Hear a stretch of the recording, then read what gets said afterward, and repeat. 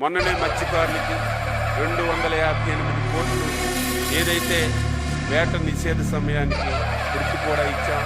రేపు జూన్ 12 పాఠశాలలు తెరిచేలోగా తల్లికి వందనం కింద పిల్లల తల్లిదండ్రుల అకౌంట్లో డబ్బులు వేయాలని ఈరోజు పాలిట్ బ్యూరో నిర్ణయం చేశాం.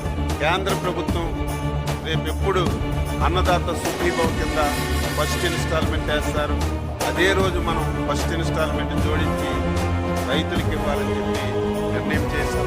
దీంతో పాటుగా ఇంకొక మంచి నిర్ణయం తీసుకున్నాం.